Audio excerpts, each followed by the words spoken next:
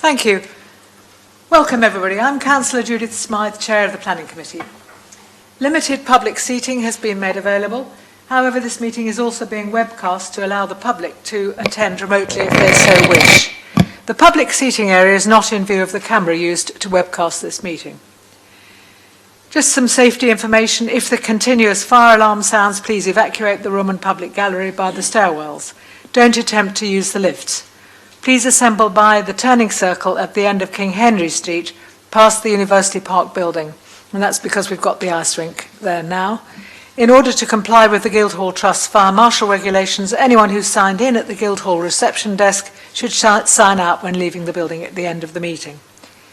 And also, I think when you do, you exit in the event of a fire. Live web streaming. May I join everybody's attention to the fact that this meeting will be live streamed. Everyone speaking via microphone will be on camera, including those making deputations. Members of the press and public are also permitted to record the meeting on the understanding that it neither disrupts the meeting nor records those stating explicitly that they don't wish to be recorded. Anybody here not wishing to be recorded? Okay. Please can everyone use the microphones and remember to switch them off when they've finished, otherwise the camera will remain on you.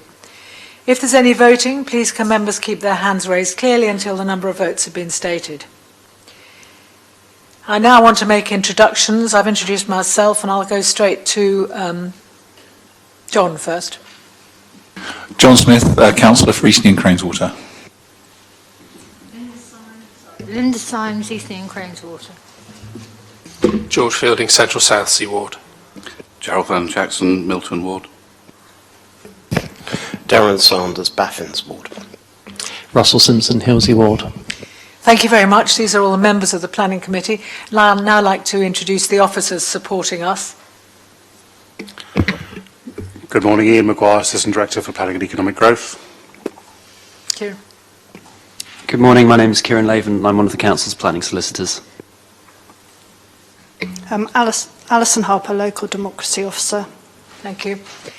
And we have two people here giving deputations, and I'll ask you to introduce yourself when the time comes. And I believe a representative of the Evening News, is that right?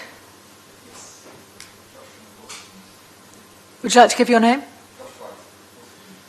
Thank you. Okay, well, we'll start the meeting then. Just for clarification of proceedings, each agenda item will be presented in the following order. The officer's planning application presentation. Firstly, any deputations, 12 minutes in favour and 12 minutes objecting. Members' questions and comments, planning decision will then be made. We have one or two requests. We don't have any. Do we have any requests for deputations? I don't think we do.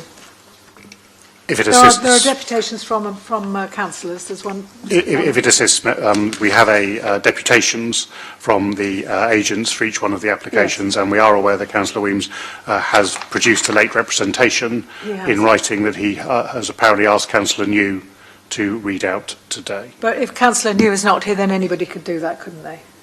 Okay, thank you. We do have some those deputations, but there aren't deputations from members of the public who are here. Good.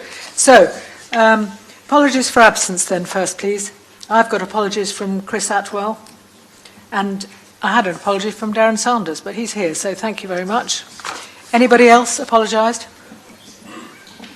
Not an apology, but just to say I'll have to leave the meeting at 12:30 p.m. Thank you for letting me know. Any other apologies, Alison? No. Okay, thank you. So we'll now move to the agenda. We have, first of all, the declarations of members' interest. Any member have any interest in these applications? No? Okay, thank you. Minutes of the meeting held on the 9th of November 2022. We have a copy which didn't come out with our packs. Just very quickly to go through it for accuracy. Page 1, 2, 3, 4, 5, 6, 7, 8, 9. Do I have your permission to sign these minutes, members?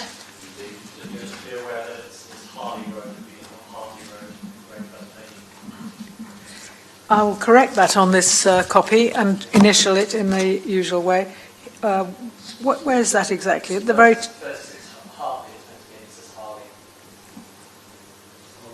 Yes, I've got it. So I've just changed that and initialed it in the normal way, if that's okay with everybody. Right. So I'd like to move then on to agenda item 4, 259 Queens Road, Fratton. Ian. Thank you. Let's make sure this works. Doesn't bode well. There we go. 259 Queens Road. This is an application for a change from C4 to more than 6-bed HMO. The site's currently licensed for up to 7 occupants. The application is described quite clearly, I think, in the report, so I don't propose to go through that in any great detail. It is one of an example of cases whereby the addition of one additional occupant, in this case changing the lounge, you can see here, into a bedroom, as you can see there, is not considered by officers based on professional advice to be a material change of use. Consequently, recommendation for unconditional approval. We would note, however, should it be relevant, the application otherwise does fully accord with all of your policies and guidance, notwithstanding the lack of need for plan permission on its own merits. Happy to take any questions. We're going to make 2 decisions on this one. The first one is whether or not it needs... We're going to make 2 decisions on this. The first is whether or not the group of us as members think this needs planning permission, and the second will be whether or not, if it does need planning permission, we give it planning permission on its own merits. Meanwhile, we've had a presentation, and has anybody got any questions? The applicant has a deputation. Yes. Simon.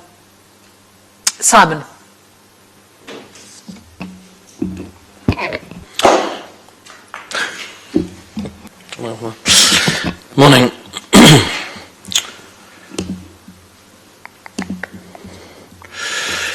Morning. So I can confirm that at this stage the HMO licence for this property has been granted, and we're currently operating the property as an HMO for 6 persons, for which it has planning permission.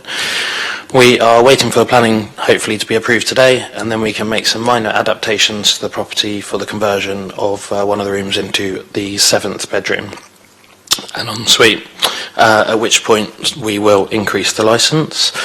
I'd note we've never had an application for the licence refused. I can also confirm the property is fully compliant with building regulations. It has building regulation approval. This was given in conjunction with Hampshire Fire and Rescue Service.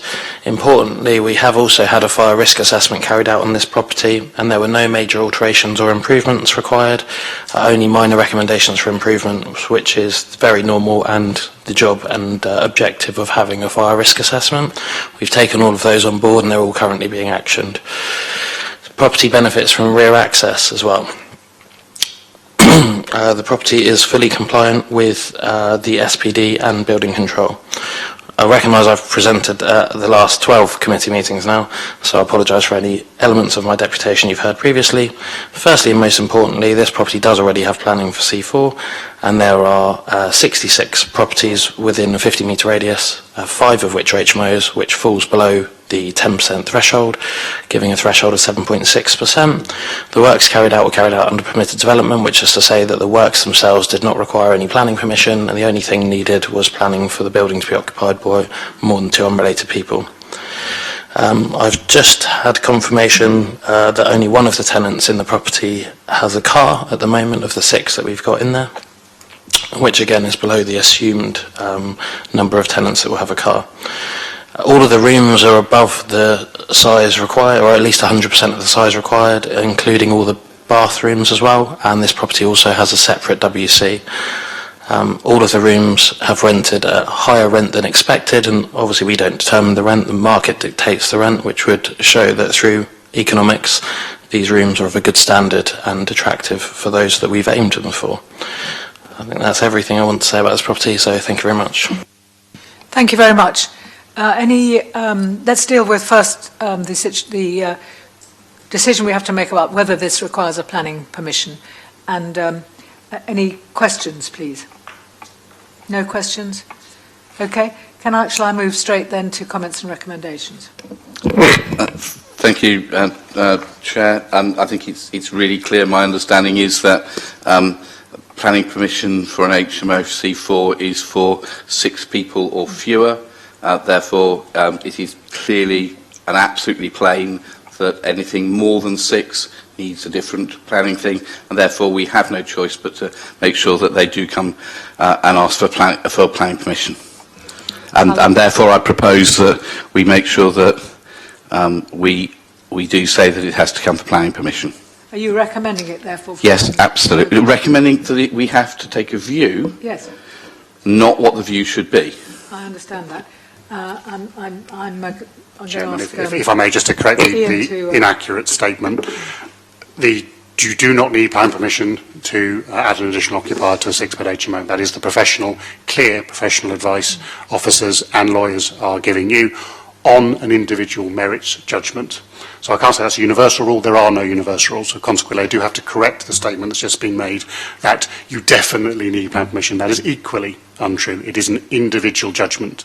If on the individual merits of this individual case, for a specific reason, you think adding a 7th person to a 6-bed HMO requires planning permission, you can make that planning judgment and express that and obviously have that tested should that be necessary. But if there is no universal rule one way or the other, it is a matter of individual judgment. The professional guidance we're giving you on that judgment is on its own cases. This one doesn't need planning permission.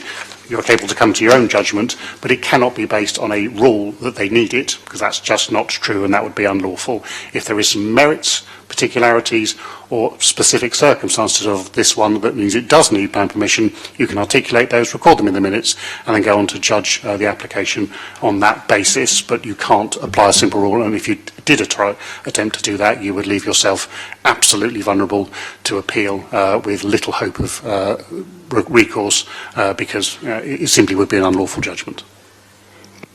Darren, I hope you're going to suggest this wording, although today I have the wording as well. I'm so glad you do. Sorry? I don't.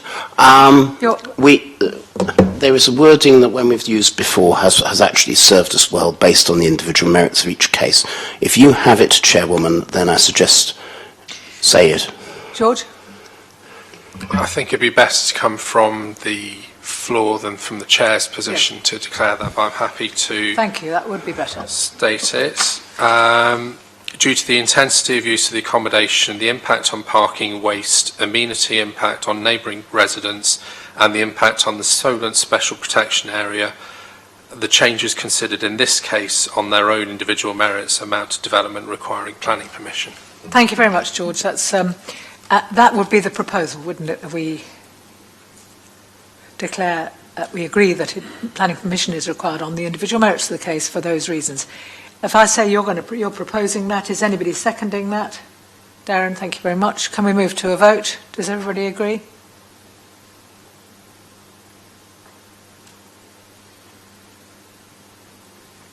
Okay, we've agreed. Is anybody abstaining? Is anybody disagreeing? Thank you. Now we're going to move on to the deciding whether or not, having agreed that it does need planning permission, we should give it planning permission or not. You've said your introduction and that covers what we're dealing with here. Are there any questions about that? Linda? No questions. Okay. And your proposal is? For? Okay. Is anybody willing to second that? Thank you, John. Chairman, before we move forward, can I just be absolutely clear, because I was a little unclear whether you were going for an unconditional permission or a conditional permission. The committee, having resolved that this is development, contrary to advice, but that is your resolution, I would then be recommending you would want to look at some conditions. That would be obviously both the conditions and planning obligations for solar and special protection area mitigation, a time limit and an approved plans condition as a minimum. Yeah. Can I just check, is the building to the rear of the property to be used as a bike store? 'Cause it's unclear from the plans as to what that building is for. Yes, the applicant has said that is to be used as a bike store, and it is existing at the moment. It's existing, so we don't need to include that as a condition. Okay. So would anybody like to propose the condition we want to put on there? Have you got them, George? I have them as well, but... Yeah, it's the usual, the time limited one, special protection area, and within the approved plans. I think there's only 3 required. It's the SPA nitrate mitigation, the SPA recreational impact mitigation, conditions on a time limit using the approved plans, and nitrate. Yes, just to note, obviously the SPA stuff obviously has a 106 associated with it, so it will be resolved to grant subject to the legal agreement, and 3 conditions, one associated with nitrates, one associated with time limit, and one associated with approved plans. Thank you. Is that your proposal then, Linda? Yes. And is that what you're happy to second, John? Okay, so we have a proposal and a second. Do we have any contrary? Can I suggest then one more condition, that this is limited to 7 people? There are 7 bedrooms, that's what they're asking for, that we put that in as a condition. What do you think has happened? Not 14. Members just obviously give you the standard advice that it is an unnecessary condition, as your licensing regime is the correct place to control that. One of the bedrooms, I think, no, 2 of the bedroom, 3, are large enough to take more than 2 people, so that is something you may wish to consider. But the recommendation is such conditions would not pass the test of necessity, but as always, it's for your judgment to whether or not you want to include such a condition. You don't want to include that, okay. John, are you happy to? Okay. So in which case, can I move that as an amendment? Is there any seconders to that? 1, okay. Can I take legal guidance as to which order to deal with these in? Well, rather than usually just deal with it by way of a formal amendment, I would just ask the proposer and seconder of the original motion if they're happy for that original condition to be imposed. Would you be happy within for their own resolution? For that, would you be happy for that to be imposed? No. Okay. Oh, you don't think it's necessary? Oh, okay, right, sorry. Well, in that case, you've got your original resolution on the table, which is without the extra condition to to limit the occupancy level.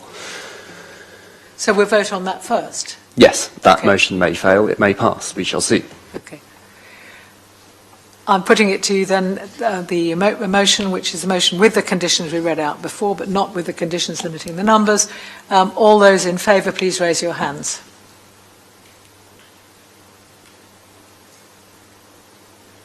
Thank you. All those against? All those abstaining? Okay. So we have agreed that this should have the conditional planning application, and we'll move on to the next one. Thank you all very much. The next application is an application for 8 Bailey's Road, and we have Carrie Ann Wells to give a deputation after Ian has given his report. Thank you. Before I present the application, this is one of 2 applications on today's agenda where we are aware that an appeal has been submitted to PINS, but we have not yet received an official start date. As a general point, I will just make for the minutes now. The resolution that is available to you, clearly, as that application may not start, it is technically possible. It's unlikely, they're fairly straightforward to validate, but it's technically possible. There is no certainty that the jurisdiction has been removed from you. So a resolution to grant permission today would allow us to issue a planning permission accordingly, and similarly a resolution to refuse would allow us to refuse planning permission accordingly. However, if we get that start and movement of jurisdiction from the Council to the Secretary of State prior to that decision notice being issued, then that jurisdiction would fall away from you, and whatever resolution you make today would then become an advisory guidance to the Inspectorate in the normal way as part of the appeal process. It doesn't in any way change how you assess or judge the application, so it's a matter of pragmatism based on the timing for it. Part of those timings are obviously linked. A resolution to grant would then need Section 106 and all of that tidied away, so that might take a little time, so it's entirely plausible that an appeal could start in that period. A resolution to refuse would be done much faster, but then obviously the appellant, one would assume, would wish to amend their appeal from one for non-determination to one for refusal. Something that obviously is available to them. I just want to make that clear for the minute, so that as those different sets of scenarios, irrespective of what judgments you make today, turn out, officers will obviously act within reasonable diligence to either issue a decision notice as quickly as possible or support the Inspectorate if an appeal does exist, either for non-determination or against refusal or the imposition of conditions, as the case may be. That seems the most prudent way of managing these sorts of scenarios, which applies to both this one, 8 Bailey's Road, and 128 Manners Road on today's agenda, and we've seen in the past as well. So rather than trying to put together a convoluted series of alternatives, members are able to make a resolution to grant or refuse planning permission today in the normal way, but how we then apply that resolution may change if jurisdiction moves away from the Council. I'm just advising the committee of that, and having discussed this with legal services, that seems the most prudent way of resolving any uncertainty should the jurisdiction of PINS, the Planning Inspectorate, interfere with the issuing of a decision from this Council due to the passage of time. Thank you very much, Ian. Have you anything else to say about the report that you've given us about 8 Bailey's Road? Yeah, to move to the application, then quite simply, so it is pretty much laid out in the report quite clearly. This is an area that has quite a few HMOs in it already. In our judgment, converting that study into a one-bed is not going to have any material impact on amenity or other relevant matters, and all of the space standards, of course, meet your HMOs. Converting that study into a one-bed also doesn't result in material change of use in the professional opinion of your officers, and consequently the unconditional recommendation. However, if members come to the alternative judgment, as I say, we are satisfied it creates a reasonable living environment and would have no discernible impact on amenity or other policy concerns, and consequently in that circumstance the recommendation for grant subject to the conditions laid out towards the end of the report would be substituted. Of course, happy to take any questions. Thank you very much. Are there any, the deputation then, please, Carrie Ann. Morning everyone. My name is Carrie Ann Wells. I'm sure most of you know that already. I'm the agent acting for some of the applications presented today. As you will have heard most of what I'm going to say previously, I'm going to keep it brief. Also to say that most of what I say will apply equally to the applications I represent today. At Apical, we are passionate about designing high quality shared homes for the benefit of your constituents. The clients I represent today share that passion. We have a growing reputation within Portsmouth for designing high-end, well-thought-out spaces designed for comfortable shared living for both students and professionals. All of the applications I represent today meet or exceed the high standards set in place by Portsmouth City Council. As you will be aware, Portsmouth size standards for shared homes demand some of the largest size standards in the UK, and at Apical we always strive to exceed that. We design shared homes for both students and professionals who cannot afford to get on the property ladder, and also for professionals who work within the city and are in need of accommodation. I urge you to fully consider the schemes presented to you today whilst keeping in mind the clear need for housing within the city. I cannot stress enough that all the applications I represent today comply with the local plan and all of the relevant policies. With respect to 8 Bailey's Road, specifically, all the bedrooms are over 10 square metres and provides 22.8 square metres, which meets the required standard when all bedrooms meet or exceed 10 square metres. The bathroom requirement is exceeded with the provision of 2 shared bathrooms and 1 ensuite with a further WC. Again, this application is fully compliant with the PCS 20, PCS 23 of the local plan and has obtained full building control approval. Therefore, I respectfully request you approve this application today. Thank you. Thank you very much. Now, again, we're looking at this in 2 stages. The first thing that you should be asking questions about is whether this needs planning permission and then moving to recommendation on that. George. Can I propose that, due to the intensity of the use of the accommodation, the impact on parking, waste, amenity impact on neighbouring residents, and the impact of the Solent Special Protection Area, that the changes considered in this case on its own individual merits amount to development requiring planning permission? Is there a seconder for that? Thank you very much, Darren.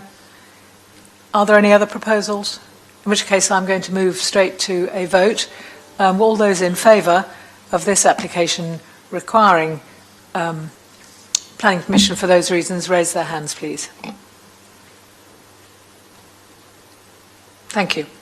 Now we'll move on to, having agreed that it requires planning permission, we'll move on to discuss whether or not it should be approved or not, or refused. Any questions? Ian, could you let us know when this property got permission to be a C4, please?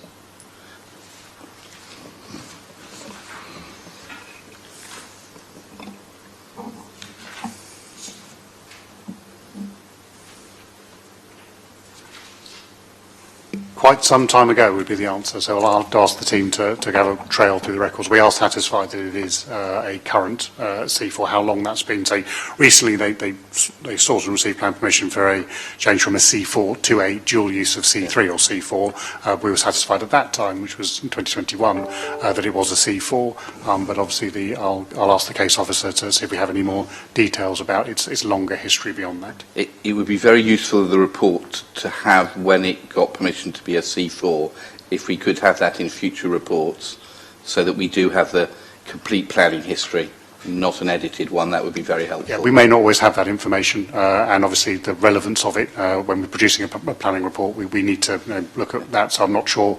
We are satisfied that it is a C4. It has been prior to 2011, is the best of our evidence from the case officer.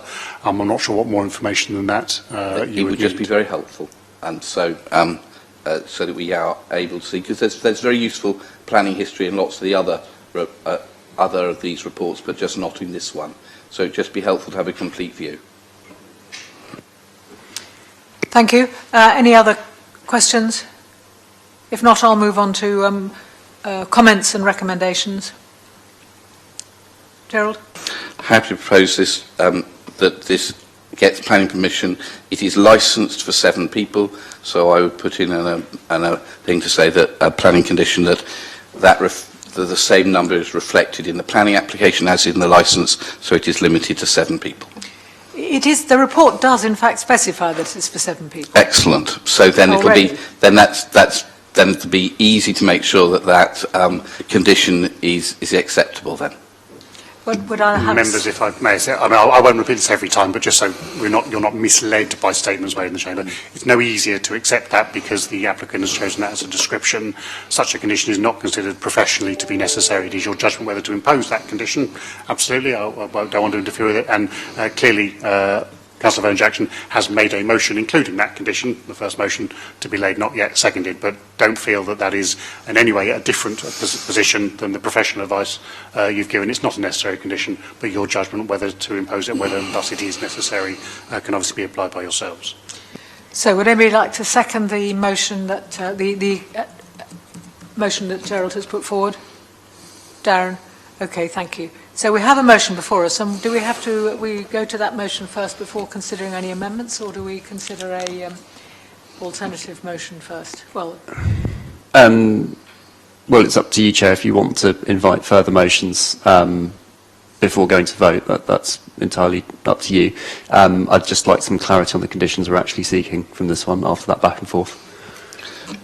Gerald? So the usual ones in terms of the Solent Special Protection Area, the normal time frame for getting constructed. George, what was your third one? Sorry? Time limit, approved plans, nitrates. Yep. And if I may assist members, so if having resolved a needs plan permission, obviously officers can then give you further advice on the condition. There is the legal obligation and associated condition for the SPA. There is a time limit approved plans. They're effectively statutory conditions. Councillor Verne-Jackson has mentioned an additional condition limiting occupation to 7, and we have previously discussed bike storage conditions.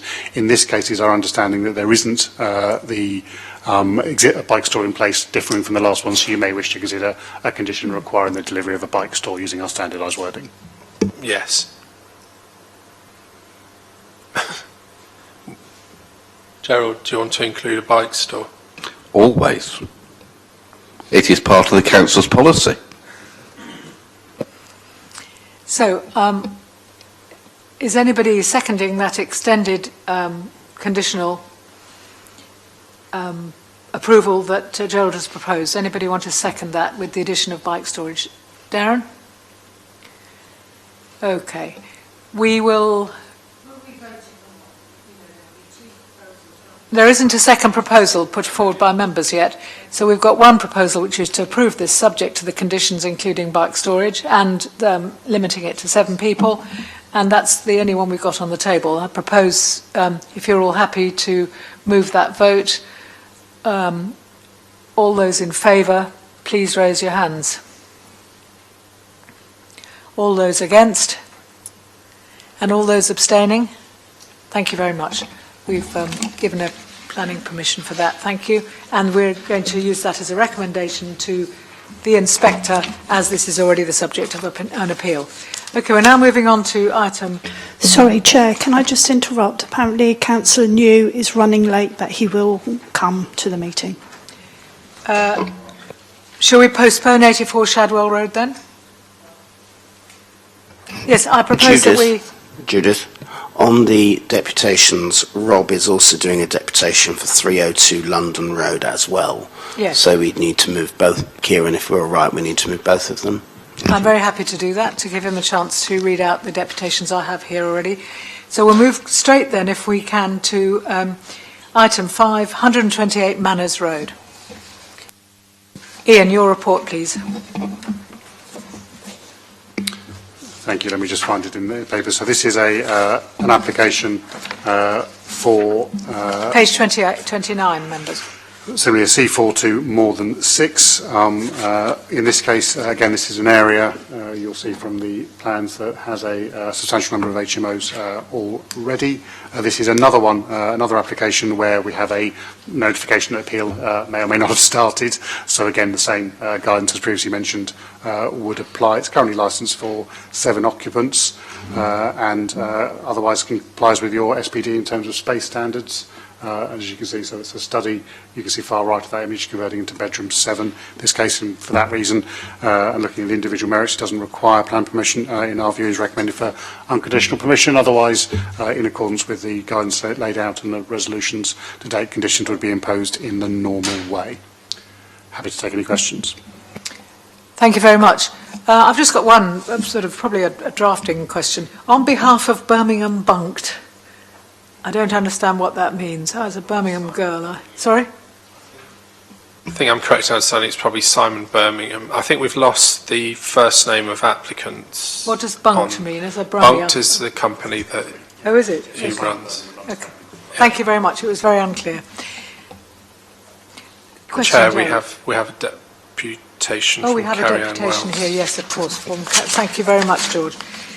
We have a deputation here from Carrie-Anne Wells. Okay, with this particular property, again, all the bedrooms are over 10 square metres and it provides 26.5 square metre communal area, which exceeds your required standards. All bedrooms benefit from an ensuite. This application is fully compliant with PCS 20 and PCS 23 of the local plan and the Housing and Multiple Occupation Supplementary Planning document. It's also obtained full building control approval. Therefore, I respectfully request you approve this application today. Thank you. Thank you very much. So now, sorry? I had a question earlier and it was clarified. I'm not going to repeat it. It was only on editing matters. Gerald, you put your hand up for a question. I did.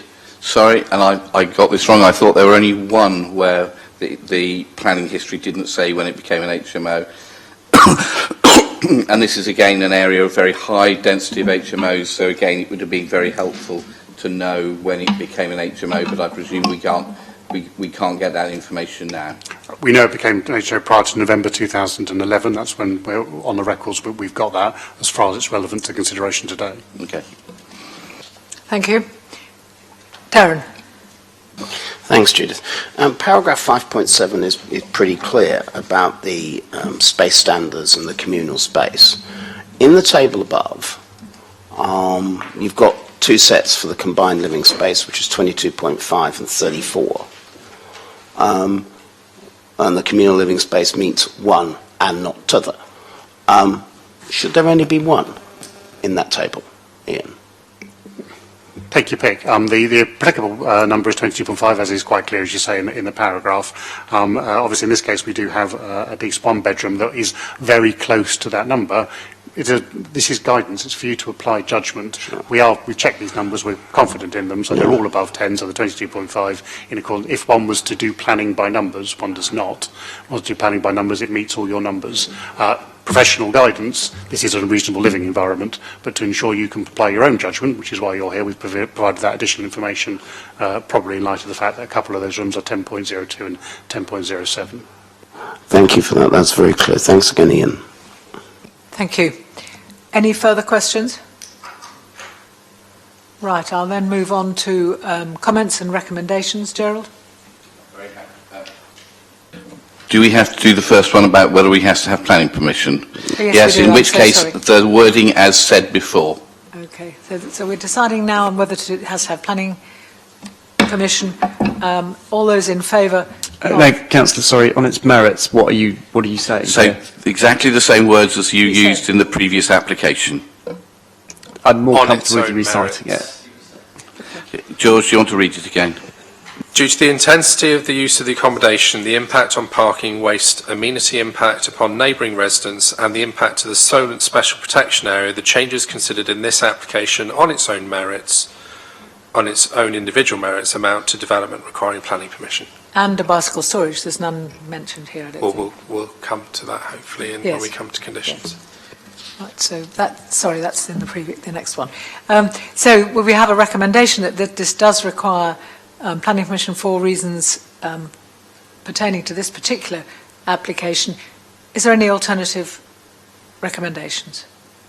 No. Okay. Would you raise your hands if you're in favour of it needing planning permission, subject to the condition, those reasons?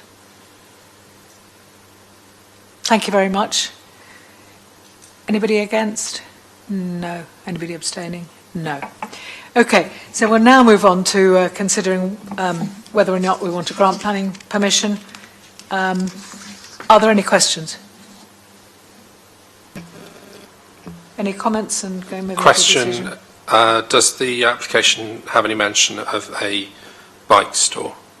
Having determined the plan permission is needed, if member wish to grant it, certain conditions would be imposed. In this case, a condition requiring the provision of an appropriate bike store would be appropriate. Is there one? As there doesn't appear to be one in existence, based on the case officer's advice to me. Okay, thank you. Thank you very much. Are we moving to a proposal recommendations? Gerald? Happy to propose giving planning permission with the usual conditions about timing, Solent SPA, and whatever the third one is, George, and approved plans, and that as this is licensed for 7 occupants, that there's a condition for maximum of 7 people. And bike store, but we just said bike store. No, and we wouldn't wish to be tautological, would we, George? No, we said it because he asked a question about it. Okay, fine, so okay, so add George's bike store. Thank you. Do we have any alternative suggestions? If not, I will move to a vote. All those in favour of granting... Who's the seconder? Seconder, please. George, yeah. All those in favour of granting permission subject to those conditions? All those against? All those abstaining? Thank you. You have your conditional permission, which we will use to recommend to the Secretary of State, the Inspector. Thank you. Right.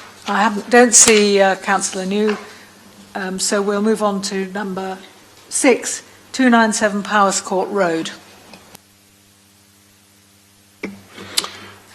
Thank you. 297 Powers Court Road. I won't take you to the general. So this is, I think, if it's not the only, it's one of very few, yes, the only HMO in the relevant area. All the room sizes meet appropriate issues. It is the change of use of one room into a bedroom, and in this case, on its own merit, it's not considered to require planning permission. Unconditional permission is therefore recommended. Otherwise, if permission is required, then the normal suite of conditions would be considered to be appropriate. There's probably little more to say in this case, but very happy to take any questions.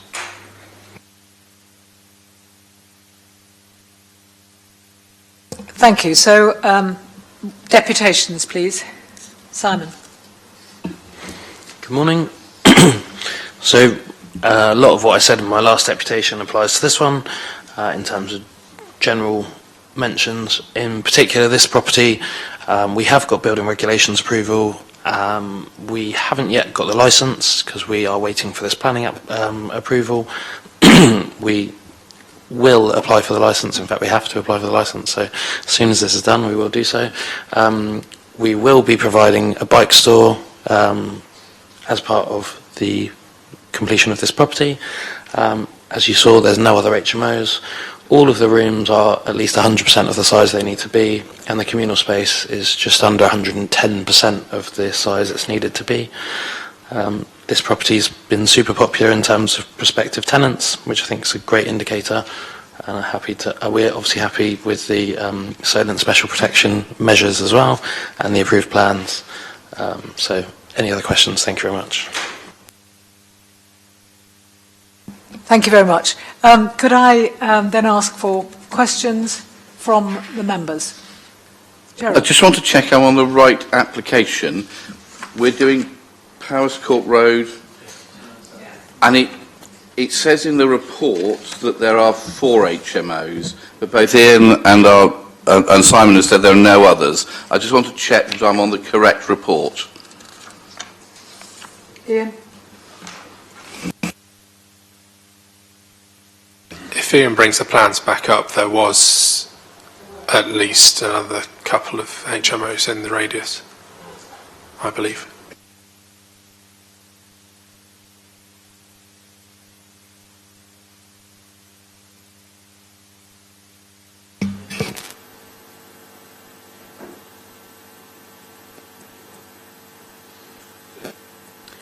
Yes, I think there's one in the radius already. Apologies, I said this is the only one. There's that one also, and we'd have 2 down on Queen's Road as well. So,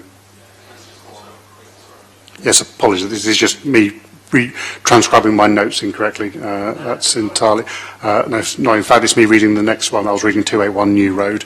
Yes, there are 76 properties in this area, 4 of which are HMOs, 5.3%. As laid out in the issue. So thank you. Thanks. Thank you very much. Any further questions? Can I move to question? Thank you. Thank you. On one of the letters of objection, there's a mention of mental well-being from one of the neighbours. How far is that neighbour in relation to where this HMO is going to be? I mean, are there a neighbour, for example? I would have to ask the case officer to check. I would also unless we've been very clear on presenting it with the neighbours' agreement on the website, I'd be loath to state that in this public meeting, depending on the nature of those issues.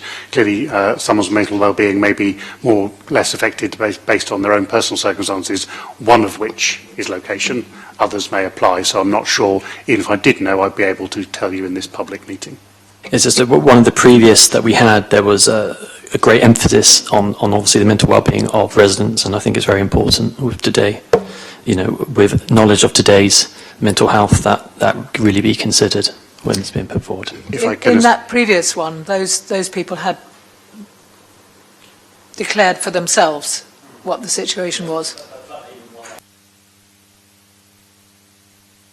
If I can assist, Chairman, I'd say mental well-being is part of broader well-being, and indeed the relevant public health issues are relevant and appropriate for every single planning application. Where the individual circumstances, and it might be a specific set of diagnosis or specific discussion with a neighbour has highlighted a specific problem, for example, one that could engage the public sector equality duty, additional work needs to be done for it, which we saw in a previous application where there was some specific individual circumstances.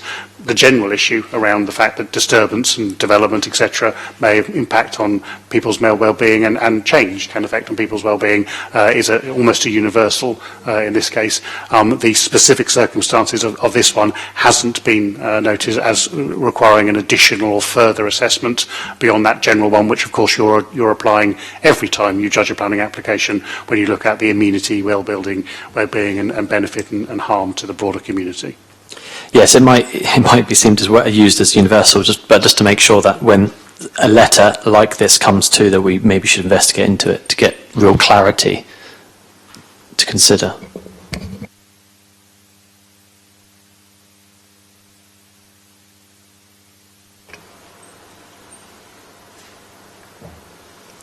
I've just got a quick question.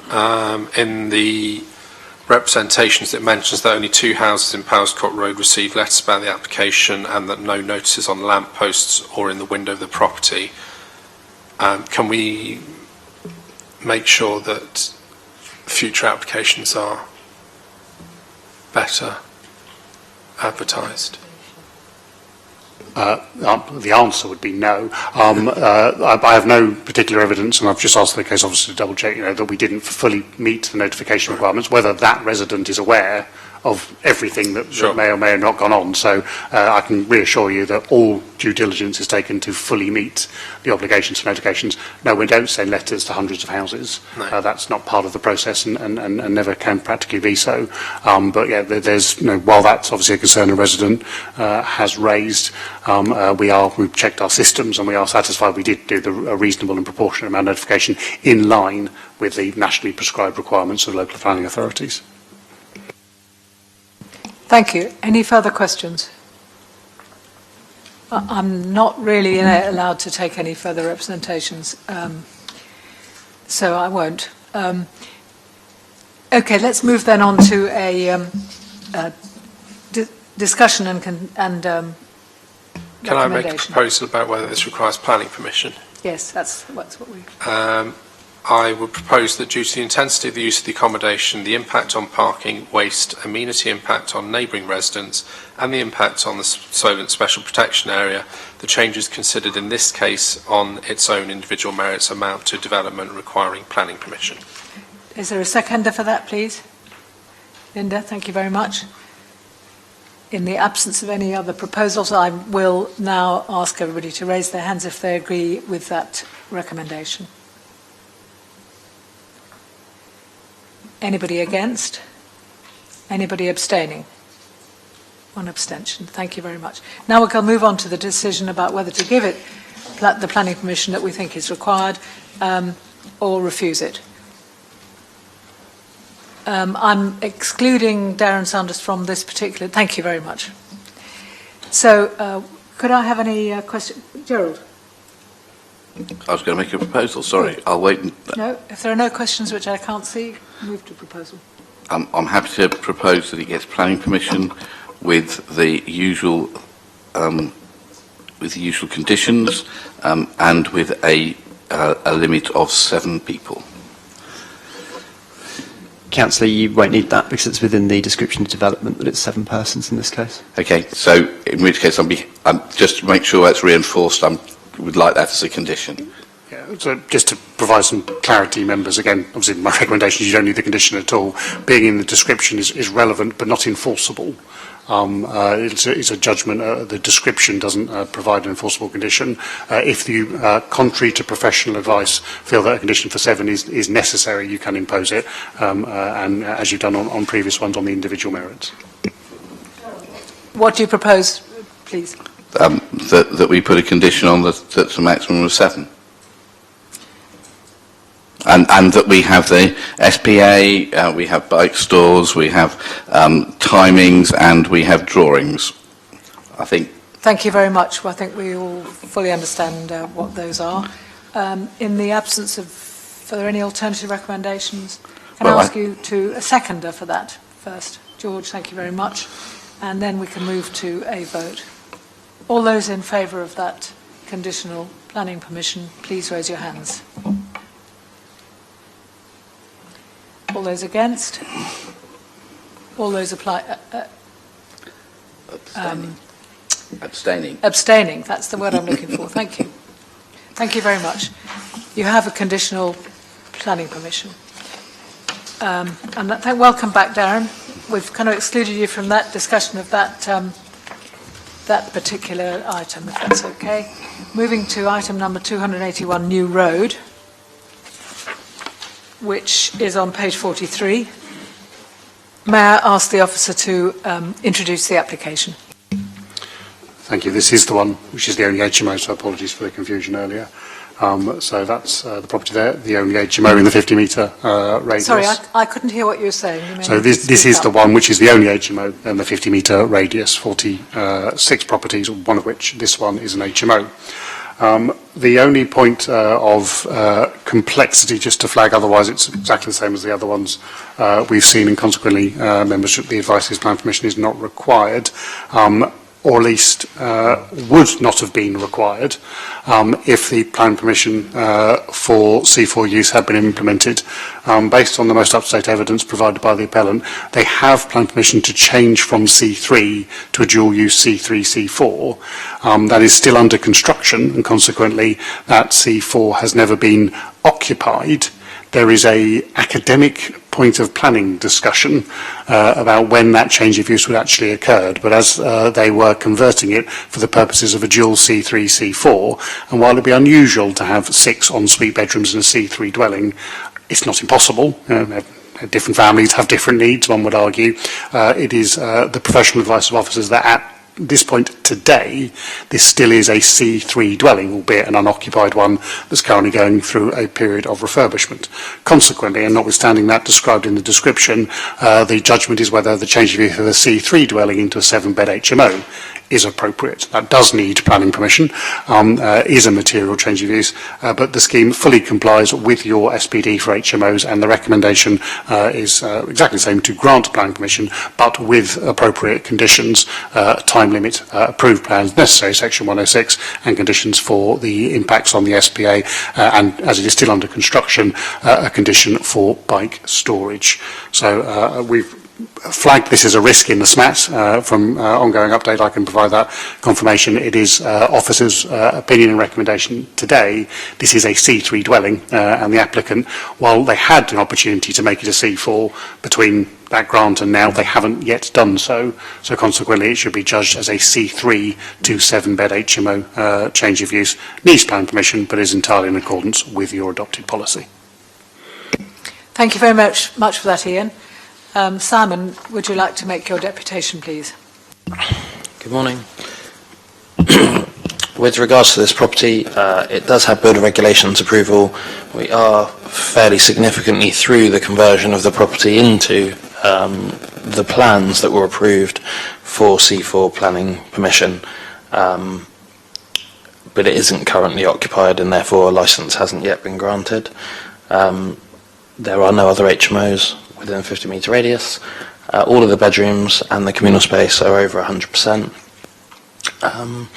In terms of the SPD and PCS 20, the property, I believe, is fully compliant. We are going to provide, in fact, there is already a bike store present at the property. There's already an outbuilding which we intend to use as the bike store. And we will be having a fire risk assessment once the property's been converted. I think the conversion's been finished and prior to occupation. All of the rooms are of a good size and they're all en suite.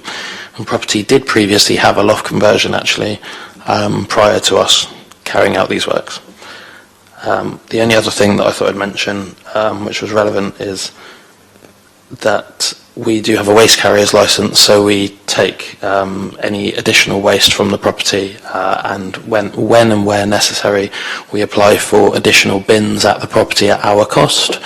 We also have a cleaner visit the properties on a weekly basis to make sure that the property is free from any problems with regards to waste and rubbish. And thus far, all of our HMOs are fully occupied once the works have completed, which is a good indication of the standard that we're offering, and the rents are increasing in line with market forces. Thanks. Thank you very much.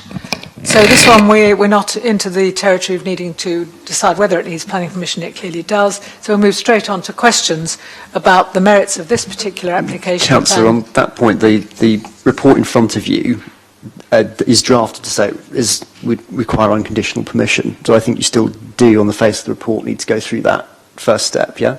No, this one would definitely requires a planning permission. So but you need to effectively correct the report, as it were. Yeah, so if I can assist, so officers are correcting the report through this verbal update. So consequently, I'll take our advice from legal officers. I'm not sure that needs a vote. You can obviously disagree with my judgment and vote accordingly, but say certainly a minute recognising that officers have updated the report to say actually the description needs to change. It's not a change of use from C3/C4 to 7-bed. It's a change of use from C3 to 7-bed, and the recommendation needs to change. It's not unconditional permission. It's conditional permission with a time-limit condition. SPA 106 and condition approved plans and bike store, because while there may be a shed there, obviously delivering it as an HMO bike store is a new provision. That is the new and amended recommendation that I'm verbally providing for you. Clearly, if members disagree with any of the planning judgments underpinning that, then you can take a vote and come to that conclusion. But if they're satisfied with the basis for that judgment, they can now go on and provide their own judgment as to whether that proposal is compliant with policy and should be granted permission with or without those or any other conditions. So what you're really saying is you want to delete paragraph 5.4? It's a little bit more complicated than that. It would be a total, yeah, it would need totally. So we've put both scenarios in most of the paragraphs so that you can see in that scenario if, and I'll draw one example in there. So we've covered a couple of times in certainly in section 5 where the different scenarios would apply. The key thing I'd say is, as is normal practice, the verbal update we provide in meetings and the minutes of that, and I will be providing a full summary of what I've just said to Democratic Services to include in the minutes, is equally part of the guidance presented for you. Consequently, it is my advice you do not need to take a vote on whether this needs plan permission. However, if you wish to disagree with officers' verbal guidance that it does need plan permission because the change of use is C3 to 7-bed, then that would probably be worthy of a vote. You can do one anyway. Yeah. I'm just going to take a lead from the chair here. It seems to me that it's quite evident that this needs a planning permission, and indeed everything that's said about it, apart from the paragraphs that would need to be taken out, and I'm sorry they're in there, we should move straight to a decision about whether to grant the planning application or not. Are you all in agreement? Gerald? Yeah, I'm agreeing. Good, thank you. Thank you very much. So we're not going to compound the mistake that's been made in this report already by going to have a discussion about whether it needs planning permission or not. This is an application to change from a C3 to a 7-bed HMO, and it clearly does need planning application. Now we'll move on to the discussion of the merits of the case. Darren. My comment had nothing to do with the merit of the case, but in my view that the paragraph you were referring to is actually perfectly clear and so does not need to be removed. In fact, nothing needs to be removed. We're not suggesting we can remove things from the chair. That was my question. So that was my comment rather than anything else. But it says that the application site has already been granted planning permission to become a 6-bed HMO. It's not the case. And the rest of that sentence, Judith, says, forgive me, Ian, and at the time of production of the officer's report, it is unclear whether it is already in lawful use as a HMO, which is the clause that I'm using to back up my view of the situation. If I may assist, Chair, it has been given plan permission to be a 6-bed HMO. That is true. if they've just never actually occupied it as a so and I would just take a small pedantic umbrage. There is no mistake in the report. The report stands absolutely. We're updating the report as Sans has just drawn our attention to. It was unclear. It is still arguably there is an uncertainty, but I'm sufficiently satisfied on the best evidence available now to be able to give you good guidance that this is a C3 dwelling. If you refuse plan permission for it today, for example, they can still crack on and make it a C4 dwelling. They have that plan permission. But as it stands today, it's effectively a C3 dwelling going through a refurbishment that could either become a C4 dwelling under the old plan permission, or if you grant a new one today, could become a 7-bed HMO under this new application as well. I understand that. Which is the best way and the quickest way through this for us as a committee? I'll make a proposal from the floor that we approve conditional planning permission for this as it meets all the space standards under the conditions of time limitation, special protection area and 106, approved plans, bike store, 7 people. Is there a seconder for that? Linda, thank you very much. Thank you very much, George.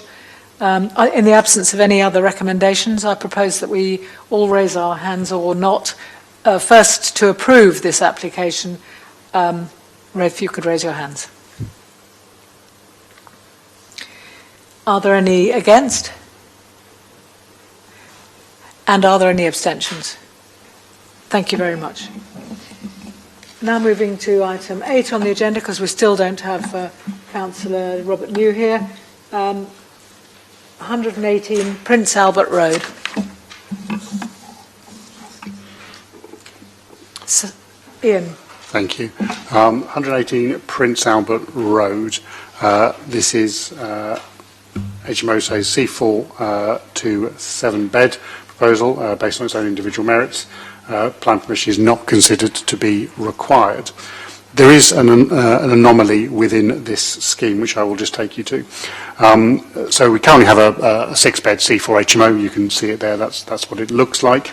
You'll see in the middle of it, so far left image, the middle room, study room there. The applicant wishes to occupy that as a bedroom, which does not require planning permission. Members will obviously come to a judgment on that momentarily. What we have is a historic HMO that's been there for a very long period of time, and indeed it doesn't meet your standards, as a lot of older buildings will not. So what we have is a 6-bed, a C4 HMO, so it can be occupied by up to 6 people accordingly, but the bedrooms are a little bit small in some cases, bedroom 7.7 metres, for example, and consequently the larger size, 34 square metres, is necessary to meet that requirement. However, the combined living space, as it stands, as you see on this image, is 30 square metres, so it doesn't meet your planning by numbers threshold for a 6-bed HMO. Planning's not done by numbers, nor is licensing, and it has been deemed to be an acceptable living environment. It's been an HMO for some time, and consequently what we have is a acceptable but by numerically substandard scheme. The applicant has therefore proposed to numerically provide a solution to that by building a side extension onto the building there. So far left image you can see. That has significant adverse impacts on the study room that would now be a bedroom, in that you can see just about in the middle there. I'll try and highlight it on screen if I can. Is that appearing? Yeah, so this little tiny courtyard, you've got the bedroom window of the new bedroom there, a tiny courtyard and then a door into, so that door is obviously just for the purposes of cleaning and maintenance, and so you've basically got straight a metre, 1.2 metres in front of that window, a door into the living room. I suppose they could climb through the window for a shortcut to the living room if they really wanted to, but other than that, it's an enormous adverse impact on the outlook of their amenity that previously looked down the gunnel, the corridor at the side of the building. Consequently, This is not something that requires planning permission. That's a PD side extension, and it's not a material change of use to change that study into a bedroom in officer's opinion, so unconditional permission is recommended. If members determine that this does require planning permission, is a material change of use on its own merits, the scheme therefore continues to fail to meet your standards. The standards for communal space, of course, for both 6 and 7 beds are exactly the same, so the failure is binary the same, but it's failing one more person, the 7th person now, and creating arguably an unacceptable outlook. So consequently, members will have to consider whether to conditionally grant this plan permission, which meets your SPD for size, but arguably does not meet the purpose of the policy, which is to create good quality living environment, and therefore may wish to refuse plan permission, if plan permission is so required, on that poor quality living environment for a future occupant. As I say, plan permission is not required for the change of use, so officers are not recommending that, and you've only got a couple of bedrooms that are over 11 metres, and you do have the oddity, of course, that while the applicant has chosen for whatever reason, to show this rather poor bedroom, bedroom 1, with this poor outlook to achieve 7 occupants. Clearly, they could just occupy one of the 11 square metre bedrooms with 2 occupants and get to 7 people in a different way that wouldn't have that same harm, but that's not what they've shown on the plan, so I won't say the words own goal, but no, in light of that stated intention, members will need to consider whether this does create a reasonable living environment in light of the expectations that the plans have described, having gone through that first judgment, and if you wish to go contrary to officer advice about the need for planning permission. A somewhat circular set of explanations there, apologies, but I think worth doing so that members can understand the specific and unusual circumstances of this. You frequently see PD extensions to make larger communal spaces. This is an unusual one that they've chosen to do a sideways extension that, rather than benefiting all the residents, benefits the rest of them, but arguably has, as they've stated their intention to put someone hidden behind that side extension, somewhat detrimental to that one individual, and consequently, as that would be part of the proposed communal space, not part of the planning application, it's a PD issue, members will need to consider how that should weigh into their judgment. Happy to take any questions. Thank you very much. Any deputation, please? Carry on. This is your deputation, please. Okay, whilst this property has not been designed by APIC or PDM, I am the agent acting on behalf of the applicant today. In response to Ian Maguire's presentation, I just want to bring to your attention that this is an identical proposal as submitted for 331 London Road by another agent, which results in the same identical outlook for the resident, using the same side permitted development extension, and obviously providing the same outlook for the resident of that bedroom. The application for 331 London Road was recommended for approval by Mr Damano and was considered at Planning Committee May 2022, where you as members all voted to approve the application. To refuse this application today when an identical proposal has been recently approved by this committee is not behaving in a fair and consistent manner. This will then be considered appeal as a fully compliant application with a direct comparison of an identical approved scheme, all approved by you as members, presented to the Inspectorate, and I respectfully request you approve this application today. Thank you. Thank you very much. Any questions? Shall we do the decision about whether it should have planning permission first? Darren. I propose that due to the impact on the special protection area, the impact on the amenity of future occupiers, especially in bedroom 1, and the impact as a result on the amenity of neighbours and the 2 other things that we've talked about previously. I therefore propose that it does need planning permission. Ian, George has got the list in front of him. Chairman, if I can assist, I think, Councillor Sanders, you may be conflating 2 issues there. Compliance or otherwise with policy has no relevance to judging whether planning permission is needed. No, it doesn't. First of all, we must decide whether planning permission is needed, and if it is, on its own merits, that there's a materiality to the change of use, one can then apply your policy, which is policy one applies to development, but if it doesn't need planning permission, then policy doesn't apply. So you can't use the circular argument, this wouldn't apply with policy, therefore I'm going to say policy applies. We have the standard format of words. That's fine. I'm tempted to go the standard format, but I know that, No, that Kieran will immediately ask for every word of the standard format. So therefore it is the standard just a format. mistake. It's a lot quicker when you just say it, isn't it? George can clarify, please. Due to the intensity of the use of the accommodation, the impact on parking, waste, amenity impact upon neighbouring residents and the impact on the Solent Special Protection Area, the changes considered in this application on its own individual merits amount to development requiring planning permission. Are you happy to second that, Darren? Yes. As you proposed? Okay. So we have a proposer and a seconder, and if there are no other proposals, I'll ask you to vote in favour of that or against it, and we'll start with those in favour. Please raise your hands. Okay, so that's a unanimous decision because Councillor Simpson is not in the room. So now we'll proceed to a discussion about the application and its merits and its compliance with policy. And if there are any questions on that, because we haven't really asked questions on that, go ahead. I've got one question, which this is that... no, I don't have a question. I've sorted it out in my mind. Any questions? If not, we'll move to recommendations and a decision. Gerald? Can I propose we refuse planning permission for this? I think the idea that somebody in that small bedroom has an outlook that is so poor, and in a building where I think the other bit is that the communal space is not big enough.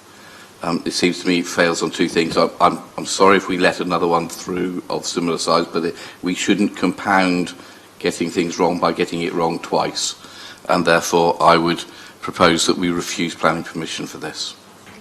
Chairman, if I may, just to be absolutely clear, you can't have it both ways. Either they do the side extension, and they do therefore have enough communal space, but that adverse impact on outlook, or they don't do the side extension, and thus they have an acceptable outlook, but they have insufficient communal space. There is no scenario where they both have insufficient communal space and a poor outlook.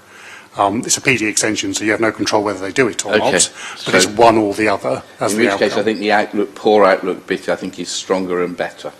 If I, to assist members, the applicant shows the delivery of that condition. So if this was an acceptable one, we'd be recommending a condition saying require that extension, but obviously in requiring that extension, you're creating the adverse outlook and thus giving your reason for refusal. Thank you for that guidance, that's very clear. And I'm happy to take the guidance. Are you happy with the wording of that? So you're looking to refuse purely on the basis of the poor outlook for bedroom one?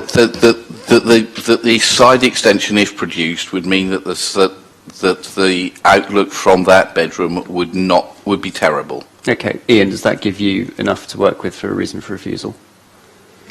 If members wish, the wording I've extracted from that is that proposal requires planning permission. Furthermore, planning permission should be refused as the proposed side extension would result in an adverse impact on the outlook and amenity of the proposed bedroom one, thus resulting in unacceptable living environment contrary to policy XYZ. Thank you very much. Excellent. That sounds excellent. Darren, do you want to say something? No. We have a seconder for that motion. Linda, you're still happy to do that. Can I ask you all to raise your hands if you agree with that decision?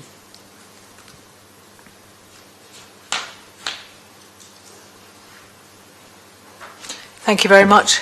Welcome back, Russell. Good. Now we'll move on to item 3, and we're going to do this. Chairman, so obviously this is the one that we were waiting for Councillor New, who's still not here. And I'm very happy for somebody else to read it out. It's written here. If somebody else would like to read it out, for 84 Shadwell Road.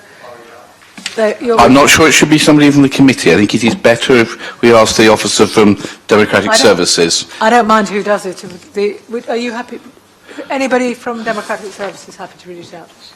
I'll give them both back to you because we hope to get through the both of them.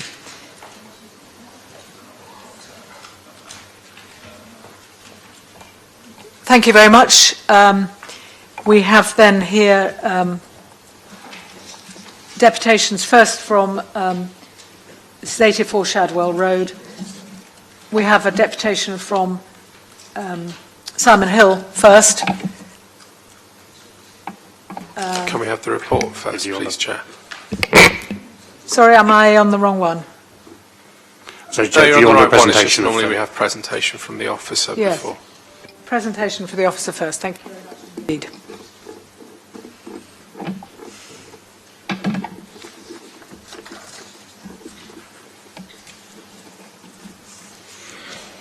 Thank you. 84 Shadwell Road. So this is a C4, C3 to 7 bed change for, you will see in the illustration there, there is a very few number of HMOs, this one, within the relevant area. It's currently licensed as an HMO for 5 occupants, so it's existing HMO provision. The proposal changes that lounge you see top left of the screen there into a bedroom, still having works undertaken to it at the moment. The application fully complies with all your policies. That change of use is not considered to be a material change of use, and thus unconditional plan permission for that basis, as it's not development, is recommended. However, should members wish to come to a contrary view, then obviously full of the full policy compliance, plan permission can be granted with the relevant conditions. Thank you. Now we have deputations, first from Simon Hill. Good morning. So this property has got building regulations approval. We have already applied for the licence. We're just waiting for that to work its way through, which takes a month or so normally. But we've no reason to suspect that it wouldn't achieve it. We've always achieved it so far. In fact, the owner of this property has another property which we've just completed, which again is almost identical, and that's obtained planning for 7 bedrooms. All of the bedrooms in this property are above the size they need. In fact, they're just under 120% of the size that they need on average, including some that are over 140%. The communal space, 115% of the space that's required. We are happy to provide a bike store and happy with the other conditions that have been implemented on the other proposals. There's only 1.4% HMOs within this 50-metre radius at the moment. As I mentioned previously, we have a cleaner go round to every single property on a weekly basis, 1 to check on the tenants, 2 to check on the property, and 3 to create a list of anything that needs to be actioned. You mentioned the mental health card quite a few times in terms of the consultations that are required and the thoughts that are needed to be given. I'm sorry, could you just rephrase what you said then? You've mentioned mental health in terms of the things that are required in order to support people with their mental health in terms of the neighbours and also in terms of the tenants. So with regards to the tenants in this property, one of the main reasons that we have a cleaner on a weekly basis is to make sure that we can check on the welfare of those tenants that are in the property, to make sure that they are safe and well, to understand any requirements that they may have in terms of anything we can do to support them. I recognise that we have an obligation, both morally and as our lettings team do, to support the people that are in the property. Fortunately, we haven't had any instances of anybody needing any help. That doesn't mean that we don't offer it on a regular basis, and we will continue to offer it moving forwards. I also wanted to update you on the application that you mentioned previous planning meeting with regards to the neighbours. We're looking to move forward with that in February, and we've actually already got quite a few things in place with the owner of that property to support the neighbours and to minimise the impact. So we do take it really, really seriously, and I want to make that point. So apologies if my phrasing wasn't correct. I think it is really, really important that we support those people, in fact, so yesterday I was in Waitrose and I took a photo with a gentleman in Waitrose because when I was at school he was a counsellor who I received counselling from for mental health issues, and yesterday I saw him for the first time in 15 years and took a photo with him because I recognise the impact that that's had on my life, which would probably be very, very different if I hadn't have received that help and support. So myself, I'm a huge advocate for that. And I think that's one of the reasons why we try and implement it in the HMOs. So yeah, in terms of this property, all of the bedrooms are oversized. It's only an addition of one bedroom. I don't think the planning department consider that to be a material change, and hopefully you consider that yourselves the same. Thank you. Thank you very much, and for that clarity on what you said before. So I would now need to have the deputation read out. That's from Councillor Robert New. Councillor Williams, and it was going to be read by Councillor New, who isn't here. Yeah, Thank the you, deputation is on behalf of Councillor Weems. Yes, thank you. Shadwell Road used to be a quiet road with a strong community of like-minded families.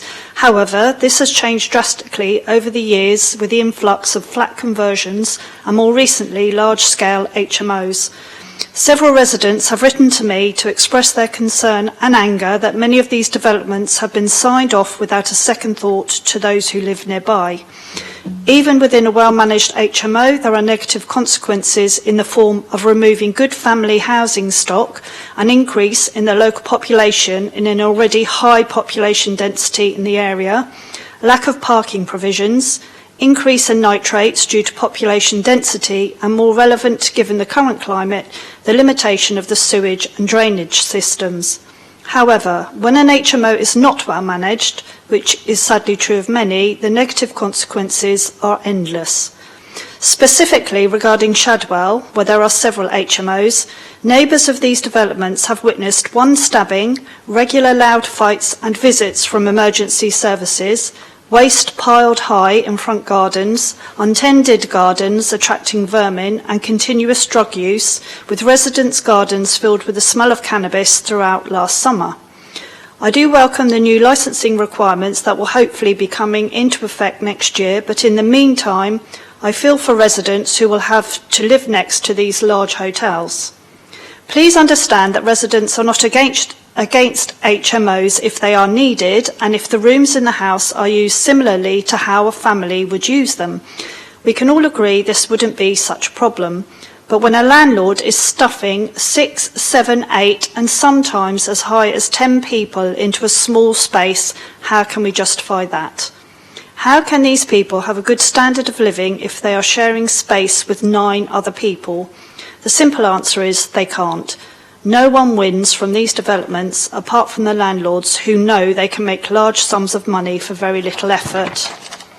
Specifically regarding this application, I would draw the committee's attention to HMO population density in this area. When considering the 10% HMO density, it is important to not just look at HMO, but also include flat conversions as contributing to this statistic. This will clearly show why this development puts unbearable strain on the local infrastructure.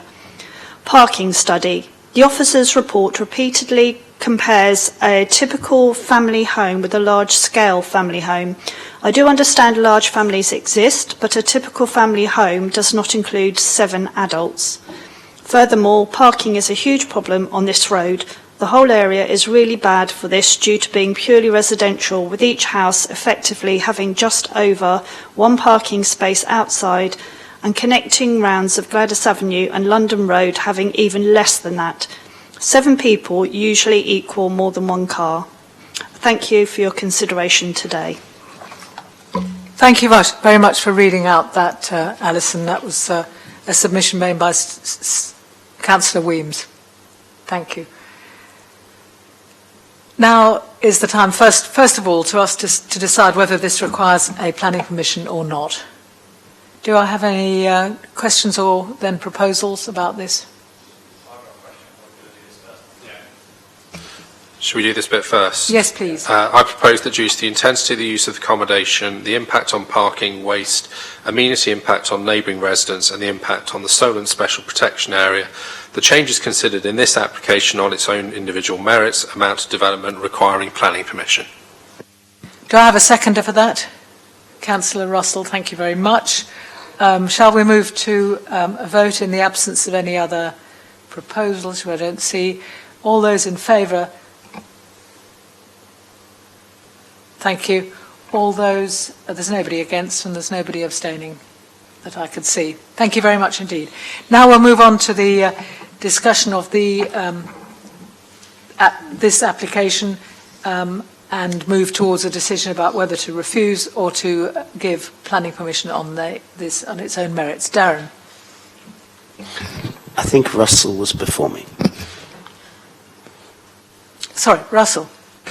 Thank you.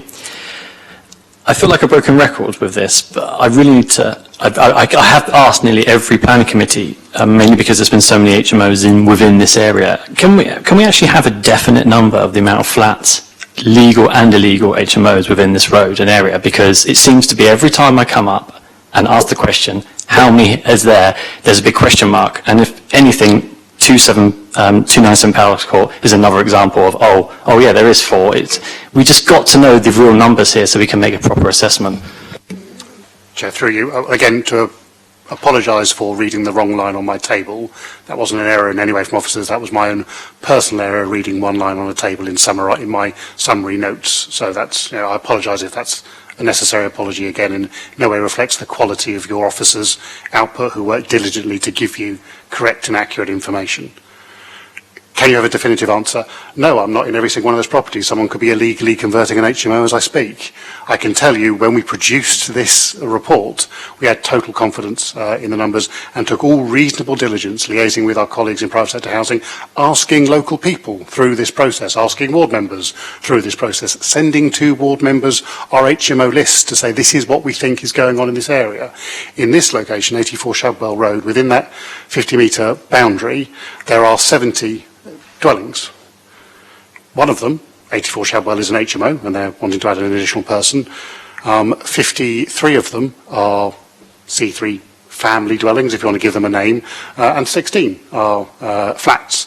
That's on a table from our published records and was shared with ward members in the normal way so that we could see if anyone wanted to dispute those issues, because someone might have snuck in and put in an illegal HMO.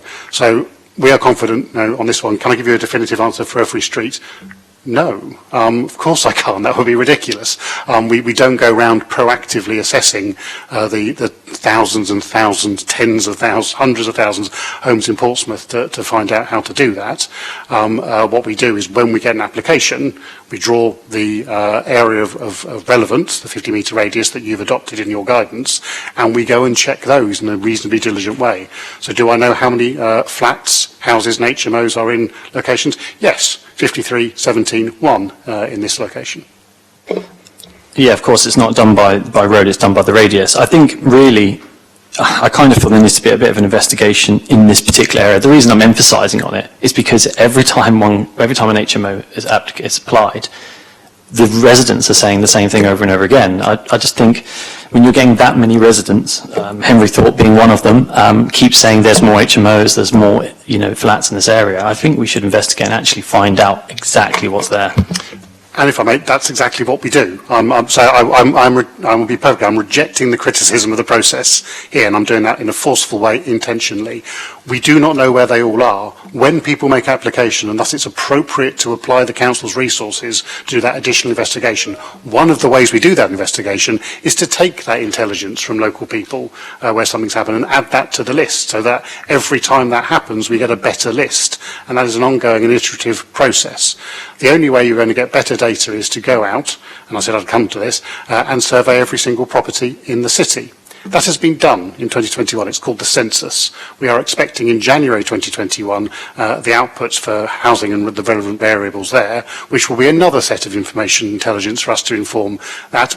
I'm not going to rely on it because I don't rely on any single forward data.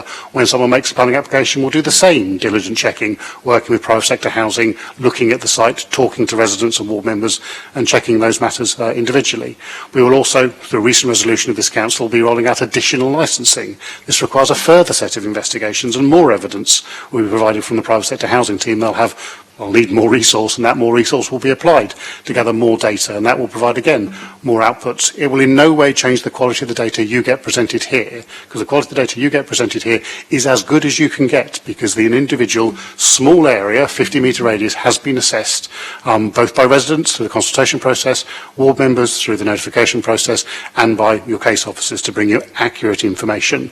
I cannot ever promise it's perfect, because there are human beings doing this work, but we are confident, as far as one can be, of these outputs. And as I say, we've got a list on our system that we do share with everyone to validate, and this information is good quality evidence to make these judgments. And we do receive a lot of criticism for it, and if we were to not seek to validate this evidence and rely on historic, out-of-date evidence, I would accept that criticism. That's not the case. They are validated and updated in each and every case, and consequently officers do reject the criticism of the process. Thank you very much. I think that's very, very clear. Darren. Thank you. Firstly, a question, Ian. The report talks about a HMO licence for 5 people in February 2022. The applicant has been talking about a licence that's been going through for 7 people. I don't know what is the situation with regards to the licence at the moment, because the licence is granted for fewer people than were living in the property when it was applied for. So I'm a bit confused about the status of that. To tie that up, so existing HMO, 5 people living there. The applicant has made a proposal, planning application, to change it to 7 people. That obviously needs a new licence to deal with that new 7 people. It's not licensable for 7 people today. It's a construction site. Once they've undertaken the physical works to convert it and explained to the private sector housing what any additional works they might need to do to change that as minor alterations that may or may not need plan permission, they will then be able to have it licensed for 7 people if it meets the private sector housing requirements. But it's perfectly normal to have a historic use for less than 7. This is a change. Whether it's a change that requires plan permission is the question, but it's undeniably a change in occupancy, and consequently that new licence for 7 people would be sought once they know they've got plan permission to do it, and once they've done the work to meet the standards, because you're not going to say this building site is acceptable for 7 people. The house has to be finished and refurbished and furnished accordingly, and then that licence would be progressed for completion by the private sector housing team, I would anticipate. Thank you. So if we were to limit the number of occupants here to 5 people, which is the number of the current licence, would we win on appeal? No. I won't make any commentary on the necessity for plan permission. This is an application to require for 7 people. You can't put on a condition to remove the purpose of an application. If someone applies to build 10 houses, you can't put a condition on saying build 5 houses. You can refuse 7 people if you feel you have grounds to do so, or grant 7 people if you're satisfied, as officers are, that it meets your policy. Thank you very much. Any further questions? Gerald. Thank you, Chair. Could I ask through you to Ian, has Councillor Weems sent you any evidence of any additional HMOs within this area of Shadwell Road? When I reviewed the case file last week, I hadn't seen any. I can ask the case officer if we have seen anything. Okay, so it appears that the councillor, this is an area with very, very low numbers of HMOs, only 1. The councillor has not provided any information or any evidence of there being more than 1, and yet his deputation says that HMOs are causing complete chaos in the area, and I'm quite worried because it clearly can't be from HMOs. He's just saying from his local residents in that area are causing chaos even though they don't live in HMOs. I feel there's a disconnect with reality here. I don't think we can speculate on that usefully. We probably need to go on and look at the quality of this application. But I think I'm sorry, Judy, if somebody is saying that there are way more HMOs in the area than are recorded, because this is incredibly low numbers, 1, and saying there's a really bad effect on the local community, and yet has provided no evidence of any additional HMOs in the area, then I think we do have a right and a duty to call that out, because that's just scaremongering. I think we're at liberty to do that in another forum, but it's not what we're here to do today. People are entitled to their opinions, and they're entitled to make deputations. He has made deputations very similar to this in the past, and with no evidence. I'm quite happy as chair to write him a very quiet letter after this meeting, but I'm not intending to debate this further, this particular aspect. Are we ready to move towards a decision? George? I'm going to propose that we give conditional permission under the conditions of a 1-year time limit condition requiring the development to be carried out in accordance with the plan submitted, the Solent Special Protection Area, bike storage, and limiting it to 7 occupants. Do I have a seconder for that? Thank you, Darren. Thank you. Do you have a comment before you? I'm so sorry. I didn't. It's all right. I just wanted to kind of want to summarise really that it's very clear that, and even though I understand what Ian's saying, I mean, I'm equally looking forward to the consensus. I think you meant January 2023, because I think you said 21 before. I'm also looking very curious to see when that will come in, as I do hope that it will reveal some other, we talked about other things, but it will reveal a lot of things from that consensus. I did also. You're talking about the census, are you? I'm just in relation to our apologies, because it's the census 2021, details of which will be published in January 2023. Yeah, that's what I meant. Yes, sorry. And also, I just wanted to finish off, just to recap what Simon said about the mental health. I have no doubt that you look after your residents that have mental health probably brilliantly. I was talking more about the residents that live near or next to. Okay, just to clarify that. Thank you very much.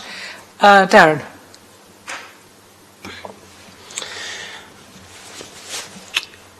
As someone who's probably had to deal with issues around all this for about 4 years, and who brought in a licensing scheme twice now, I have to say, I refuse to doubt the motives of anybody, at all. I may disagree with them, but I don't doubt their motives. I think one of the interesting things of Daniel's deputation was he talked about flat conversions in his deputation. And more than once, we've had people confusing the two things. That's not a problem. They're looking at the impact of everything on their area. So I won't criticise it at all. But it does suggest that sometimes, in some places, people are talking at cross purposes. The cumulative impact of HMOs and flats on an area is clearly a problem in certain parts of the city. I know I was talking to people about it in my ward over the weekend. But we have to deal with, Ian has to deal with, the planning people have to deal with, the licensing people have to deal with, HMOs. And it's bad enough. I mean, I'm in this weird position of being royally criticised from everybody, which is beautiful in one sense and daft in another. Landlords, tenants and everything else, for it not being perfect. And it's not perfect. I personally would love to have HMO restrictions in each street. But we as a Liberal Democrat administration didn't get that because the planning inspector basically told us you wouldn't get anything if you didn't do what they wanted. Bad, so we did it on a half-full basis. We're bringing in additional licensing because we know the evidence tells us that there are more problems with HMOs than there are in the rest of the private rented sector. We know that, the evidence is there. But what we have to do is navigate a way through people's often misconceptions of the situation, perfectly genuinely, confusing flats and HMOs, with trying to make sure we provide decent housing in the city. That's why we have space standards that, frankly, landlords hate. because they think that... Hang on, I'm going to finish in 2 sentences. I just wondered if this was to do with the present application. It's to do with issues that have been raised by the present application, particularly with regards to the confusion between HMOs and flat conversions, which is that what I'm now picking up are people that are actually conflating the two.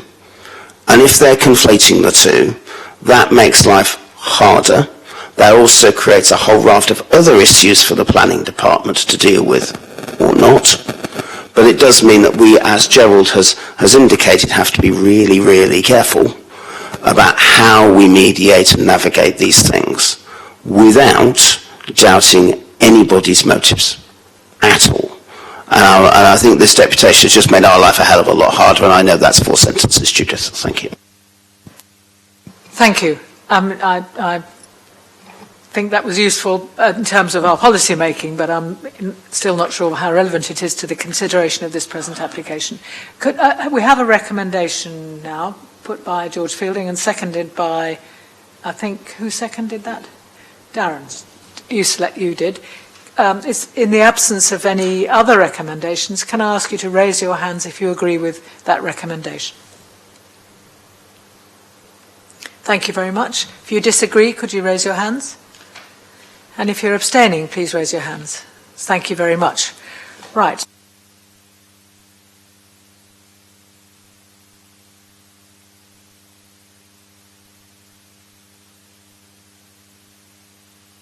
I'm so sorry. We're moving on to the last application today, and I'm not taking a break today because I think we should be able to get there unless anybody's absolutely desperate. Okay, we'll move on then. The next item on the agenda is 302 London Road. Carrie-Anne Wells is going to make a deputation after we've heard from the officer.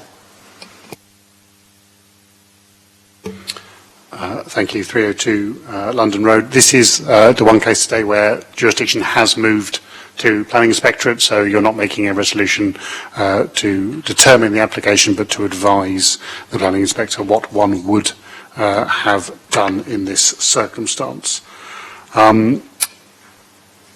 Change of use, C4 to sui generis use. We have very small number of HMOs in the locality at the moment. I think it's 2 out of 89. It's the change of use of the middle bedroom there from a lounge to a bedroom. Some images, as always, to look at.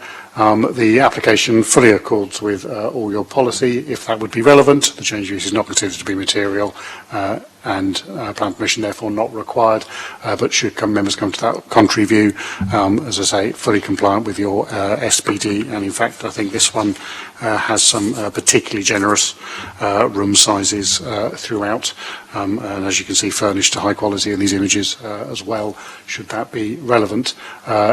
2 letters of representation, and we do have that written representation from Councillor Weems as well, Chairman. Thank you very much. So I'd now like the applicant, Carrie-Anne Wells, to start off with your deputation. Thank you. As you can see from the photos, this property has been finished to an exceptionally high standard. All the bedrooms are significantly over 10 square metres, all with en-suites. This requires the communal area to be just 22.5 square metres, yet the applicant has chosen to provide 40.94 square metres. This application is fully compliant with PCS 20 and PCS 23 of the local plan and the Housing Multiple Occupation Supplementary Planning Document, and has obtained all building control approval. Therefore, I respectfully request you recommend this application for approval to the Inspectorate today. Thank you. Thank you very much. And we have a further deputation to be read out by Councillor New, who's not here, from Councillor Weems. Thank you, Alison. Okay. Apologies to the committee, but I'm unable to attend today's meeting, but I would be grateful if members could look into the above application with the usual precision and depth of thinking. I understand that due to the application being undetermined, the committee is unable to make a decision on this application, but rather must make a recommendation as to whether they would grant permission for the scheme, which will be put to the planning inspector. This gives the committee the unique opportunity to test what is feasible to the planning inspector. As outlined in the report, this application sits on one of the arteries of the city. There is no parking, there is excessive noise pollution, constant traffic from cyclists, buses, e-scooters and pedestrians close to the property.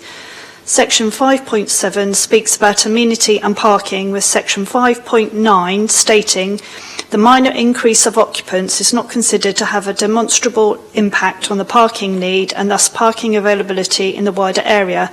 It is noted that the Council's adopted parking standards within the associated SPD has the same expectation for the number of parking spaces, 2 spaces per dwelling for any scale of HMO with 4 or more dwellings. I would be interested to know how many people in this property use a vehicle. I imagine it's more than the policy gives. Furthermore, pushing an extra person into a house with very little light and very little ventilation is not something I can support. It shows greed more than anything else. Why is 6 people not enough to the applicant? What does a 7th person achieve for those living in this property? I have lived in HMOs with over 5 people. They're frankly bloody awful. The properties in this city do not cater to that amount of people living under one roof. I know that some on this committee have too lived in HMOs and can emphasise with these thoughts. Thank you for your consideration today. Thank you for reading that out. Thank you very much. So I think, now need to move to the point of deciding whether or not this needs a planning permission or not. Are members happy to consider that first before questions? Or have you got any questions on that point? Okay, in which case? Can I propose that due to the intensity of the use of the accommodation, the impact on parking, waste, amenity impact on neighbouring residents and the impact on the Solent Special Protection Area, the changes considered in this case on its own individual merits amount to development requiring planning permission? Is there a seconder for that? Linda, thank you. In the absence of any other votes on this particular issue that we're dealing with at the moment, could I ask you to raise your hands if you agree? Thank you. That's unanimous. We now move on to consider the merits of this planning application that we're considering. And are there any questions for the Chief Planning Officer here? John. Just a note, really, but what was in the representations? It said about fire risk. From the pictures and the images, it all looks to be compliant. But what was the point about fire risk? From recollection, it was simply one of the 2 letters that we had listed general concerns about HMOs rather than, I think, a specific concern that there is a failure to comply with a fire control in this case. And obviously, higher densities have different fire risk implications than lower densities. Thank you. Any other questions? Can you move on to comments and recommendations, please?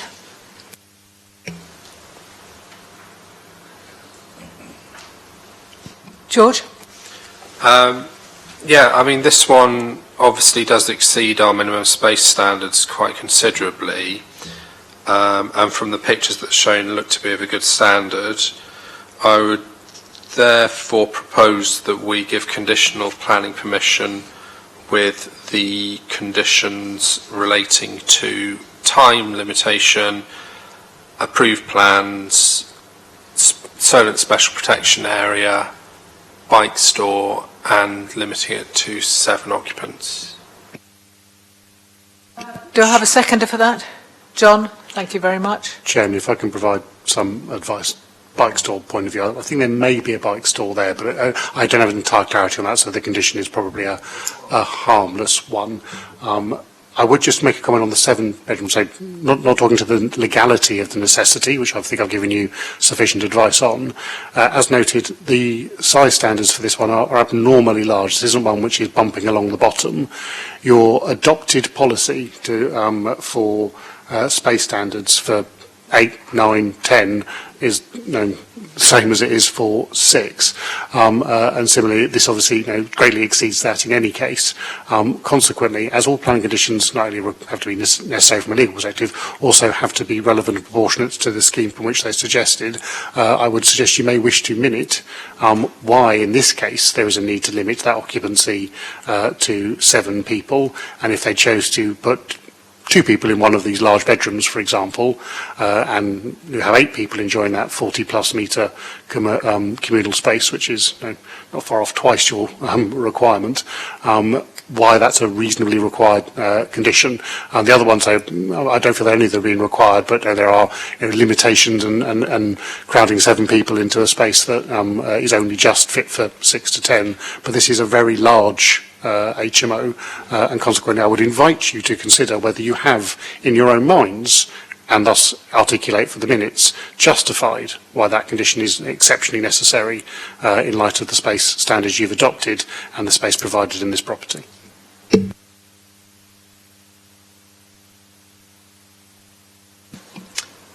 John, any further That's thoughts? fair, I think, in my opinion.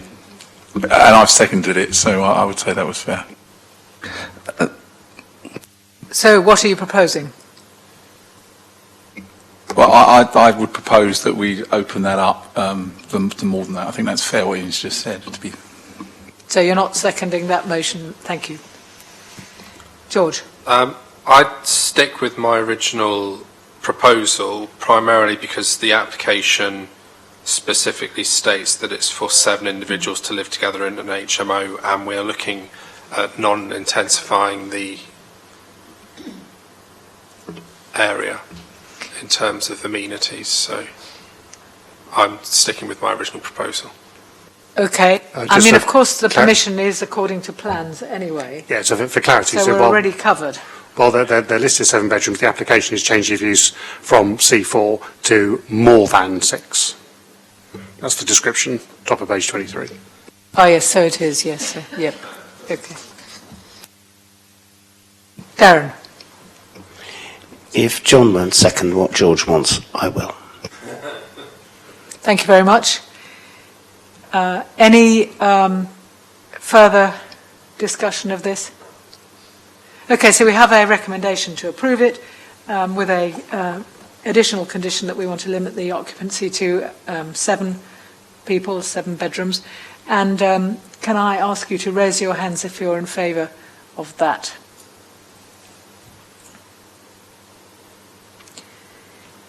If you're against that, please raise your hands. And if you want to abstain, please raise your hands. Thank you very much.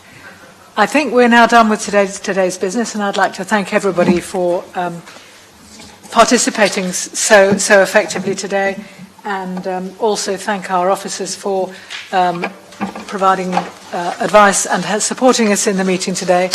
And I think we have one more meeting before Christmas, don't we? So I won't give people seasonal greetings today. Thank you all very much. Thank you.